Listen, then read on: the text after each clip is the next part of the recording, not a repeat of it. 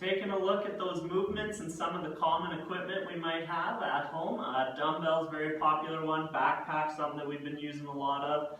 So, yesterday we had the dumbbell clean and jerk, or that odd object straight overhead. If we're using an odd object again today, like a ball or a backpack, what we're looking at, keeping that back straight, and all we're doing is picking it up to our shoulder. Alternating shoulders for 10 on each side, or 20 in total, right? If we got a ball, same idea, grabbing that ball, keeping that back straight, popping it up to my shoulder, 10 on each shoulder. I should have shown it with the backpack, but squats with that odd object, I'm just hanging out with it in the front. Hips go back, down, into 20 squats. Same idea with the backpack, just holding on to that backpack in front for 20 squats.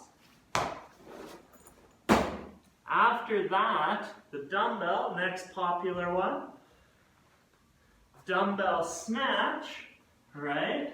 That's just a fancy way of saying going from the ground to overhead in one smooth motion, not stopping at that shoulder. So what I'm looking at with that is I will grab that dumbbell, right? Keeping that back straight. I'm going to explode those hips open, and that dumbbell is going to travel in one smooth motion up overhead. So exploding the hips, the elbow goes to the sky, and then the dumbbell follows, right? Elbow up, turn that dumbbell over. All right, that is the dumbbell snatch that I would be looking at today.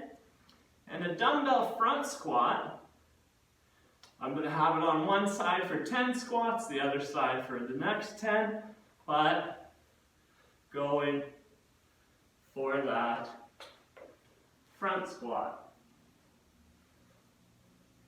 Now, the little kicker that they threw in today is that if you want to try a single arm dumbbell overhead squat, it takes a ton of mobility, and I'll just show some common faults that we see with that.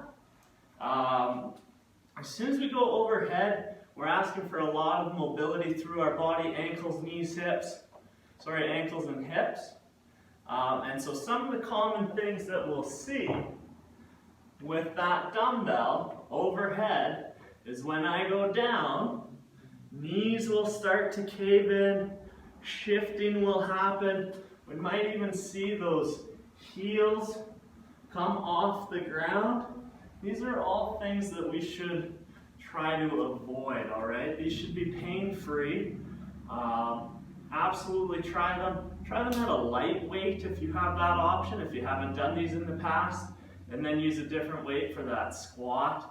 But that's the movement that we're going to look at. Next is the warm-up, and we're going to do a big warm-up, opening up our hips and ankles so that we got a better chance at making those overhead squats work for us.